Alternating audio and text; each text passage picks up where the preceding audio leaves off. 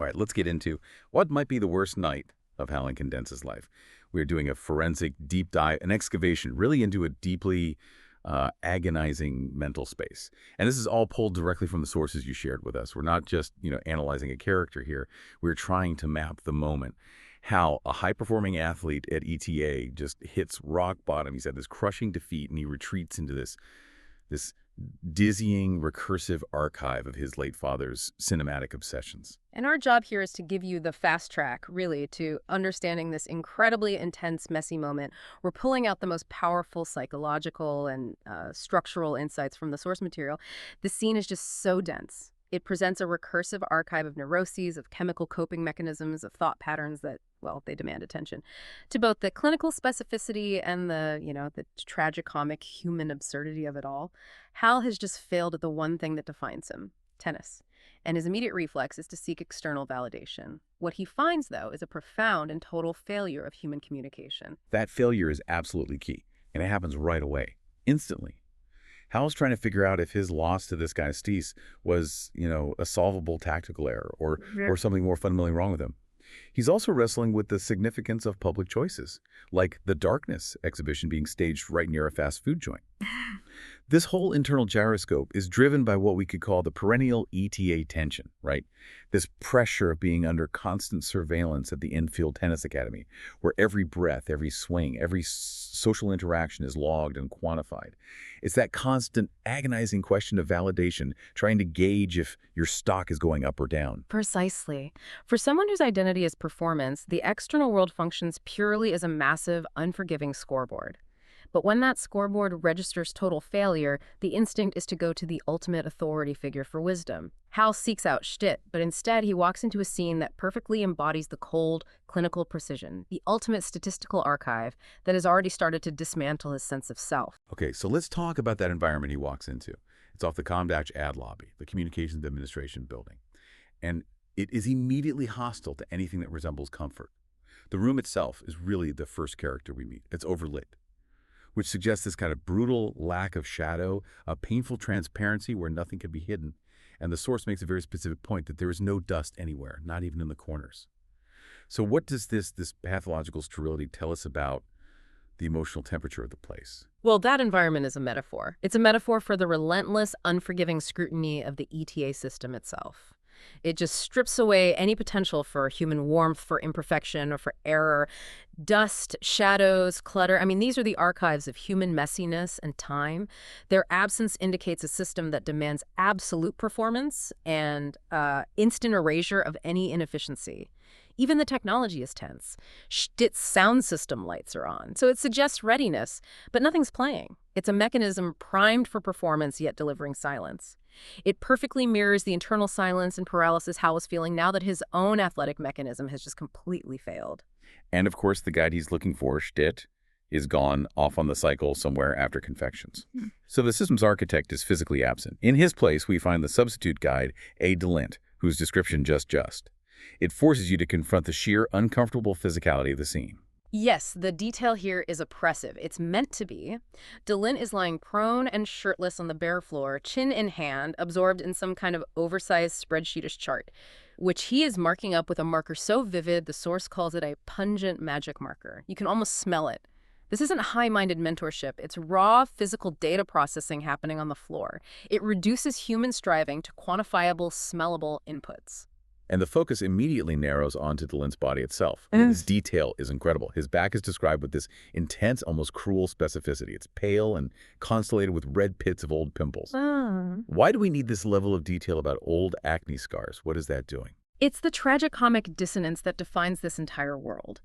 Hal is desperately seeking some transcendent, abstract truth about athletic failure, but the man providing the answer is captured in this agonizing, low-level physical imperfection.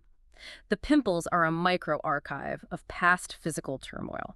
And this obsessive focus on the minor physical flaw ensures that you, the viewer, and Hal are reminded that even the person dispensing this cold, synthesized data is himself just a messy physical human being, captured in intense, unforgiving detail. In this world, there is absolutely no escape from specific physical observation and judgment.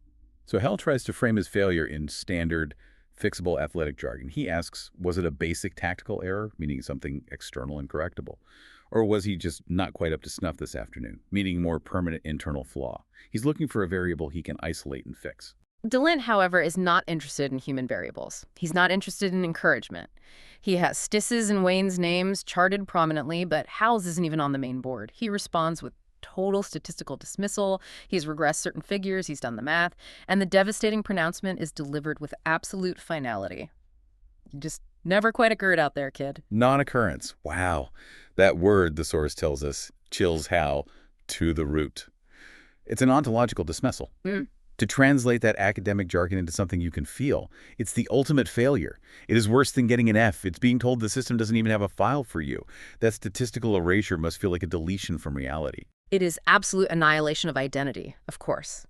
Hal is seeking connection and analysis, but what he receives is a statistical regression that literally voids his existence in the context of that match.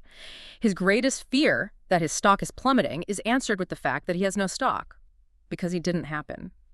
The noise of his internal critique, which we know is already deafening, is instantly validated by external, supposedly objective data. It's the perfect double bind. The only way to prove you exist is through flawless performance, and when you fail, the failure is interpreted as non-existence. And this communication breakdown is deepened so much by the shared silence, by what isn't said.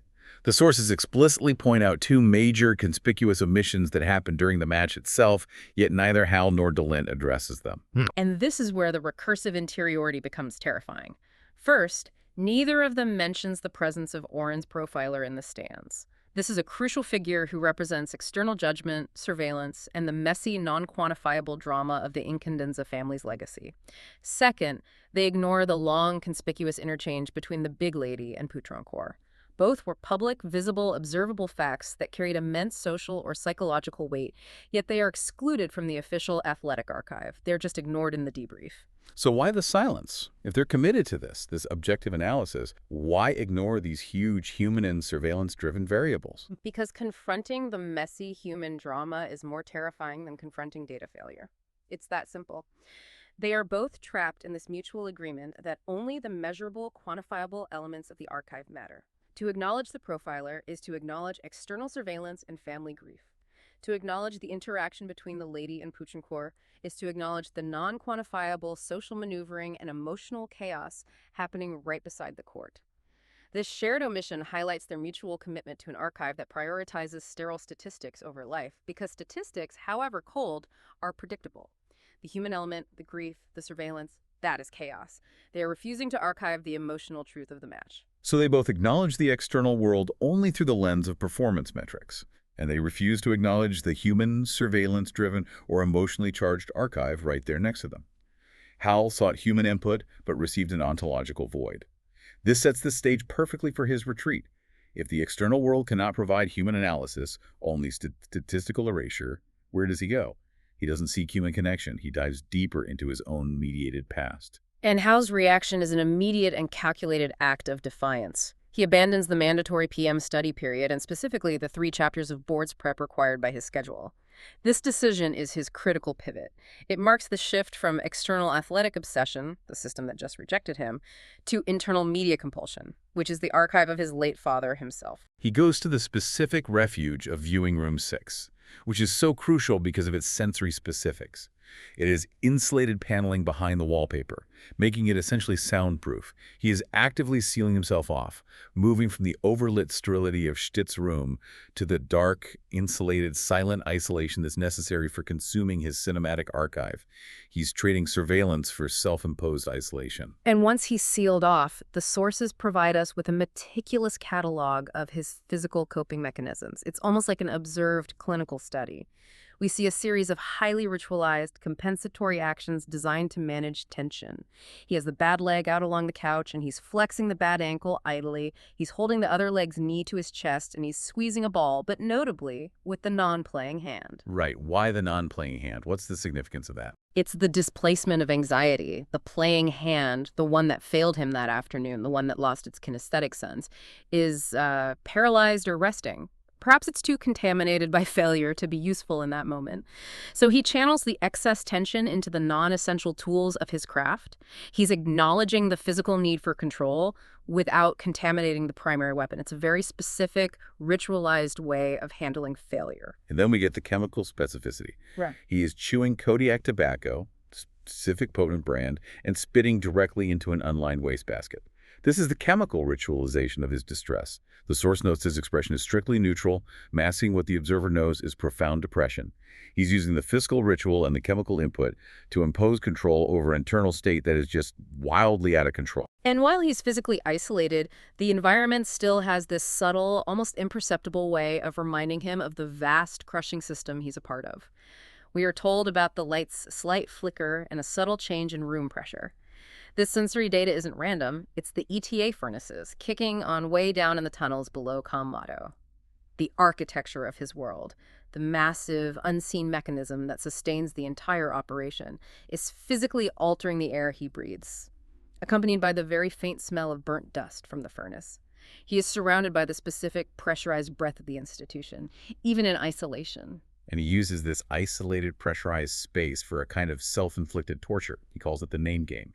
He subjects himself to viewings of his late father's cartridges. He runs through an initial viewing list, the American Century, as seen through a brick and prenuptial agreement of heaven and hell. But the third film, Valuable Coupon, has been removed. That's the trigger for the crippling, recursive judgment loop. And the trigger is this trivial yet all-consuming information gap. The film features a monologue from some ubiquitous, bespectacled little contemporary of Miles Penn and Heath Pearson, whose name Hal cannot for the life of him recall.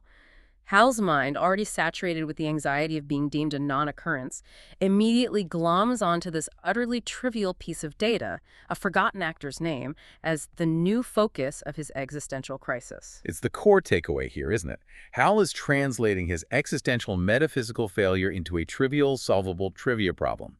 He is taking the chaotic interior void and making it manageable by giving it a specific solvable data point to obsess over. If he can only recall the name, he can fix his mind and perhaps, metaphorically, fix the mechanism that failed him on the court.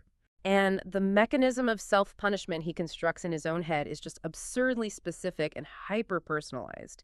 He tortures himself by imagining swarthy, leering types threatening to torture loved ones if he can't come up with the name of this specific actor. The stakes are instantly elevated from a trivia lapse to an ultimate moral catastrophe involving external violence and the safety of his family.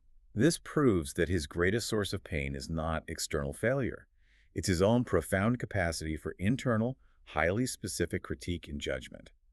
The failure to recall the name is treated by his subconscious as an ultimate moral catastrophe, a demonstration of his inability to archive and retrieve necessary data, when objectively it is meaningless information. He is constantly judging his internal mental archive against some impossible external standard. And he attempts to manage this archival pain by cataloging the rest of the films. He watches parts of Death in Scarsdale and Union of Publicly Hidden in Lynn and various Small Flames and Kinds of Pain, but the omissions are just as telling. Right. He watches half of Medusa v. Odalis, but then abruptly removes it when the audience in the film starts getting turned to stone. That is a direct expression of his fear of the media consuming the consumer. It has to be. The Medusa film, which visually paralyzes its audience, perfectly encapsulates the danger of diving into his father's archive, the risk of becoming paralyzed by the sheer volume of artistic output, incapable of feeling or reacting. He actively rejects being turned to stone by the content. And even more telling, he actively declines the 2 cartridges of himself getting interviewed in various arty community access cable-type forums. He rejects direct, unmediated communication or interpretation from his late father. He prefers instead the mediated fictional archive of his father's art. The fiction provides a controlled environment for grief and pain. The interviews would require confronting the messy, uncurated reality of his father's persona and opinions, the truth that might not fit neatly into Hal's crisis framework. The archive is a curated retreat from reality, even when that reality is the painful memory of his father. So it's a structured, self-punishing descent into a past he can control. But amidst all this chaos, one minor, short, didactic film, which he runs twice, becomes the central obsession of the evening. And this specific cartridge, Wave Bye-Bye to the Bureaucrat, becomes central precisely because it perfectly articulates Hal's current crisis. It's a short, didactic film. Hal notes it's Mario's favorite, perhaps due to its unhip earnestness. But Hal secretly likes it, projecting himself into the character's trajectory. The leisurely drive home toward ontological erasure. Let's break down that central concept of ontological erasure. It's the core emotional threat driving both the film and Hal's life. The protagonist is fantastically efficient when he's awake, a machine of productivity, but he suffers from one fatal, idiosyncratic, and disorderly flaw: chronic tardiness. In the rigid bureaucratic system of the film, this is the ultimate sin. And the film immediately defines the stakes through specific, oppressive detail. The supervisor's office is a pebbled glass cubicle, a visually fragmented, cold space. The supervisor himself wears a severely dated leisure suit with his shirt collar flaring out on either side of its rust-colored lapels. Why do we care about the rust-colored lapels? Because in a high-pressure existential system, the trivial, absurd details are what you fixate on when the stakes are imminent erasure. The absurdity of the supervisor's fashion makes the threat of termination even worse. The stakes are defined with alarming clarity. The source explicitly notes the film's definition of being fired: termination, as in ontological erasure. The film literalizes the existential terror of failing to perform within the system. You are late, therefore you cease to exist within the structure that defines you. It perfectly mirrors de Lint's pronouncement: you just never quite occurred. So the preparation for success is thus absurdly specific and hyper-organized. It's a perfect example of attempting to control chaos with data.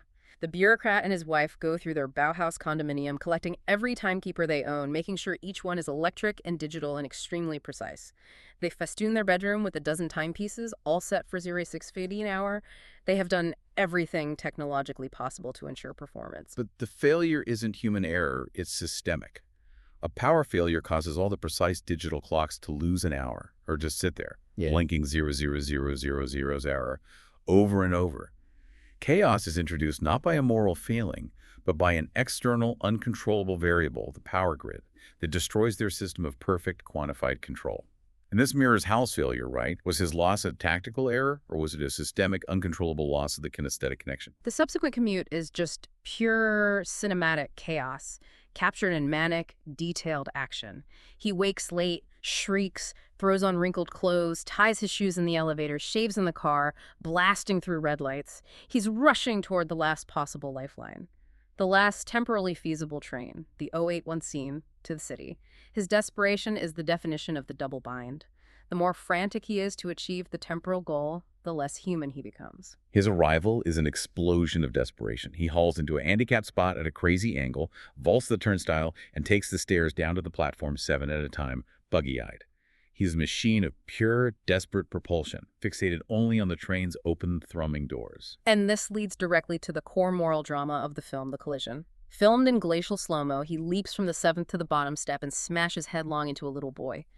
The dramatic timing is everything. The train doors are still open, pulsing with the promise of employed, ontologically secure bureaucrats inside. And the boy is the perfect tragicomic obstacle. He is described in this excruciating detail, designed to maximize the bureaucrat's moral distress. He's earnest-faced, thick glasses, a bow tie, nerdy little schoolboy shorts, and he's tottering precariously under a tall armful of carefully racked packages. This figure of innocence and vulnerability is the ultimate human obstacle to the bureaucrat's existential salvation. The internal conflict is visible. His buggy eyes dart frantically between the train doors and the child. Meanwhile, Hal, watching this moment of cinematic agony in his viewing room, is physically trying to force the answer to the name game out of his head. He's whacking himself just over the right eye several times. The trivial obsession of the forgotten actor completely overlaps with the profound cinematic drama of moral choice. Hal is literally trying to beat data out of his own archive while watching a man fail due to a moral choice. And the choice is made when the bureaucrat's eyes suddenly recede back to normal. He turns away from the fluorescent doors. The redemptive act is focused and immediate. He cleans the kid's spectacles with his pocket handkerchief and begins picking up the scattered packages. As he does this, the train's doors close with a sound that is chillingly specific: a pressurized hiss. That hiss is the sound of termination. It is the sound of existential security escaping him forever. The choice is finalized. He has missed the train and accepted ontological erasure, choosing moral conduct humanity over systemic security. He kneels down, ministering to the child, gently loading him back up with packages and straightening his bow tie, watching the train pull out, expressionless. This is a moment of profound sacrificial grace. And then comes the final absurd question, delivered by the kid, craning his neck around the packages. "Mister, are you Jesus?" And the answer is just pure, weary irony. delivered over the shoulder as the bureaucrat walks away. Don't I wish?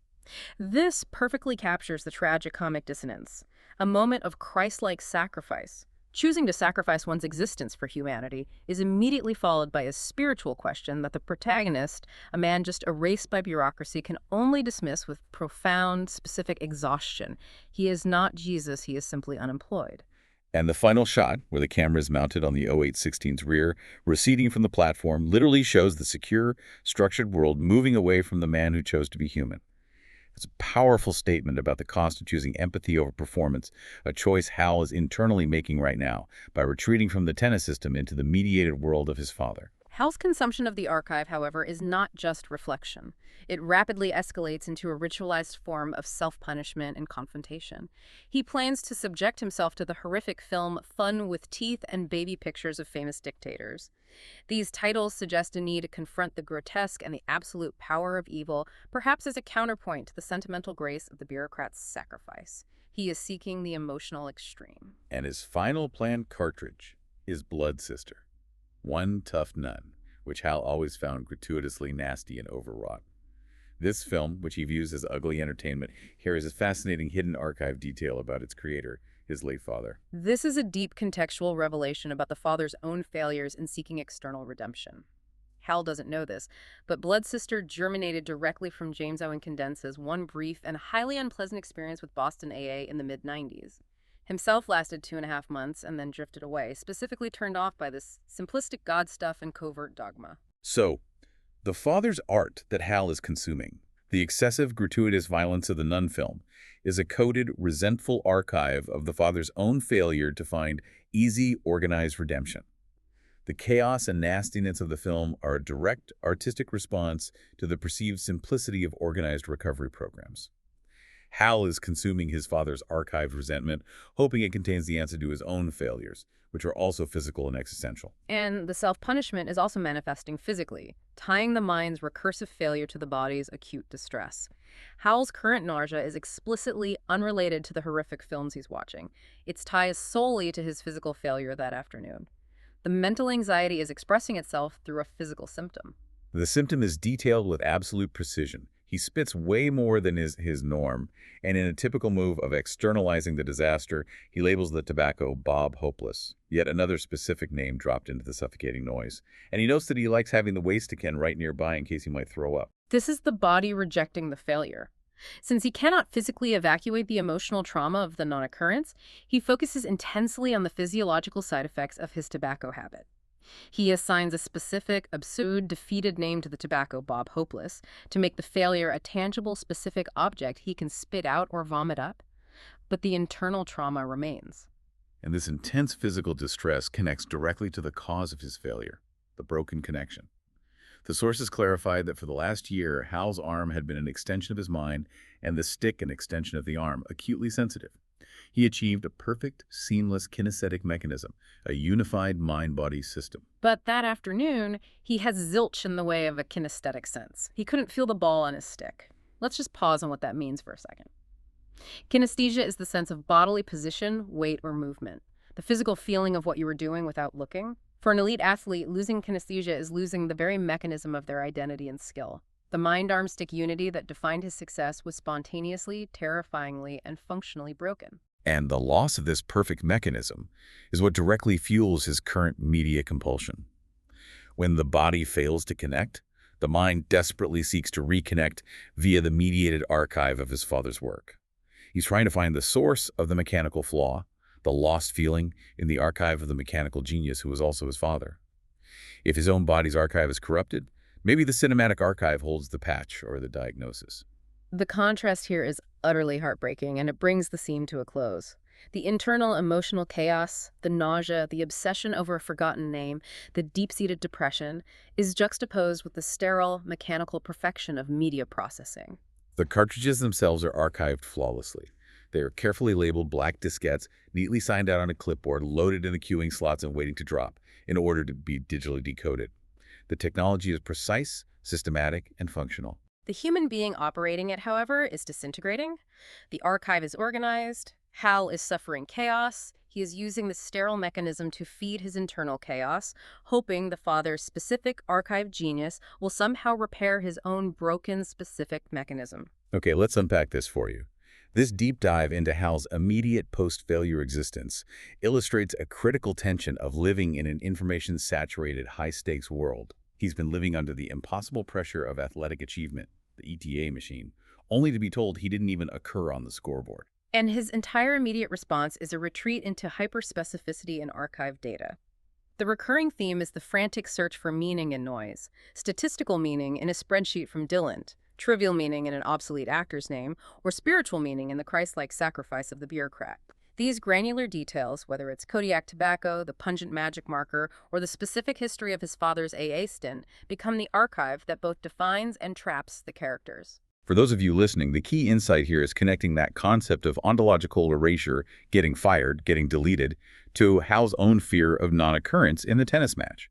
The specific, brand-conscious, data-heavy world, the source's detail is not providing solutions, it's providing noise, which the characters use to fill the vacuum where true, vulnerable communication should be. They are analyzing data points instead of acknowledging their grief or shame. It's a terrifying translation of pain into data. The source material forces us to recognize that when the perfect mechanism fails, the suffering is expressed not just in sadness, but in the need to categorize, obsess over, and name every single minute detail of the surrounding chaos. Hal is trying to restore order by giving specific names to his generalized dread, Bob Hopeless, the actor's name, non-occurrence. Which leads us to a final provocative thought for you to consider, based on this dense archive. When the perfect kinesthetic connection, when the bridge between your mind, your tool, and your physical performance breaks down, is the only path forward to dive into a mediated, highly specified reality. If your identity is defined by a flawless mechanism, and that mechanism suddenly fails, is the only place left to search for, answers the archive of another, equally flawed mechanical genius. It raises the question, are we defining ourselves based on the integrity of our physical and mental systems, or based on the ability to curate and categorize the noise when those systems inevitably fail?